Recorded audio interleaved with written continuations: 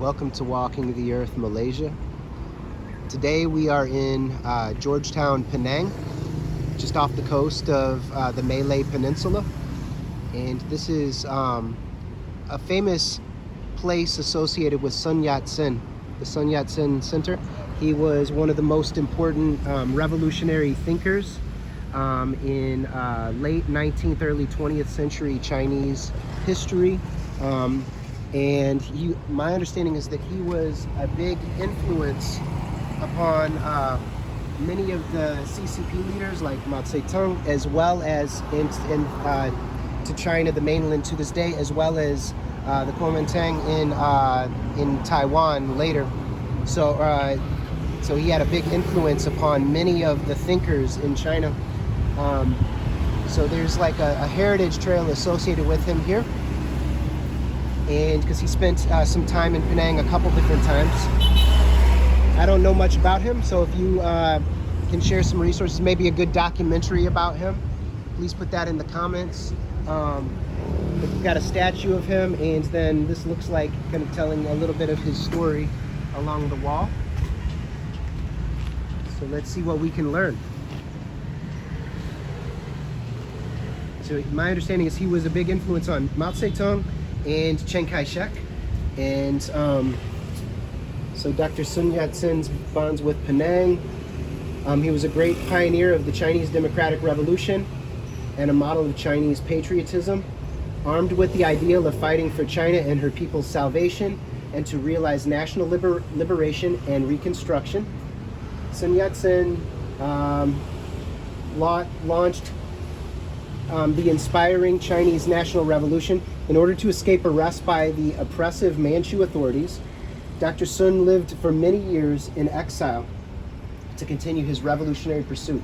Despite several attempts which ended up in defeats, Dr. Sun persevered and finally succeeded in overthrowing the Manchu dynasty and establishing a democratic republic. In the course of the revolution, Dr. Sun came to Penang several times and had formed comradely ties with the leaders and members of this society. Coinciding with the centennial anniversary of the Chinese Revolution this year, our organization erects this 80-foot-long sculpted wall to commemorate the 5 visits of Dr. Sun Yat-sen to Penang. So anyway, so he started coming here in 1905, and his 5th visit was in 1911. So this is telling a little bit of the story, and I'm not sure which direction it's going. But so this would have been turn of the last century. So over like 120 years ago about. So scenes of Penang in that era. Penang is a great mercantile city, or a trading city, or Georgetown I should say, and on Penang Island, in Pulau Penang. And it's many different peoples are settled here. It's quite diverse. Tamils from southern India have been in this region for quite a long time, as well as many southern Chinese came and settled here and did business. I know that the Chinese had been sailing and exploring all the way up to Langkawi, the archipelago north of here, for at least 2,000 years. I read that they had put Langkawi on their maps and in their books 2,000 years ago. That's quite impressive. So they were exploring this area a significant period of time ago. We would have had, many people from the Arabian diaspora would have been here. Many European groups were here. The Dutch, the Portuguese, the English. You would have seen a variety of Southeast Asian peoples here doing business, doing trade. Here in Georgetown and Penang, and then south of here at Malacca, over in Aceh, over in Sumatra. So we're at the kind of the northern end of the Malacca Straits, one of the world's biggest boating lanes to this day.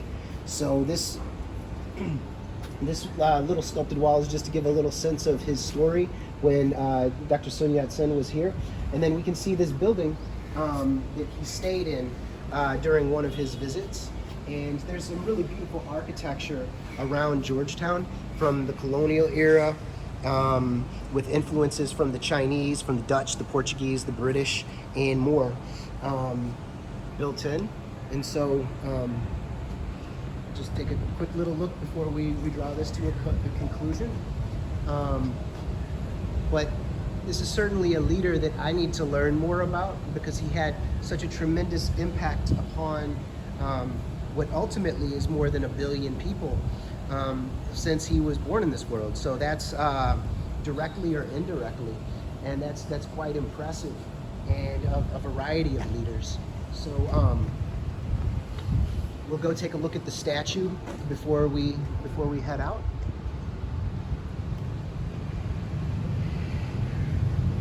And you can see there's a masjid on the other side. Here we've got the statue. Great Chinese leader. And then let's see what it says on the statue. Let me get a sense of it.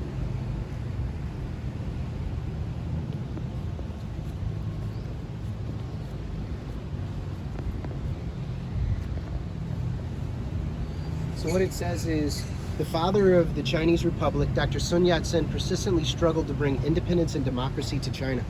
In 1905, Dr. Sun came to Penang for assistance and was introduced to Go Se-eng and Oi Kim King, I apologize for mispronunciation, at this premise known as the Zhaolan Ting Club. I'm not sure what that means, if you could say in the comments. So basically, these two individuals became the staunchest supporters of Dr. Sun due to their passion and belief in freedom. These three patriots were respected by the revolutionaries who looked up to them as their leaders. And it's really fascinating that later, when you see the split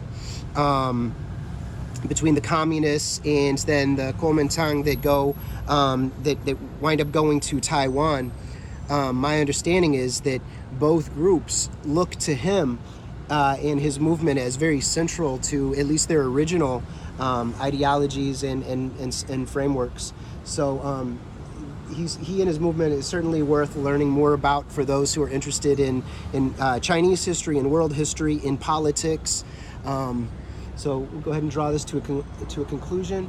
But here we are at the Sun Yat-Sen Center in Georgetown, Penang, in Malaysia.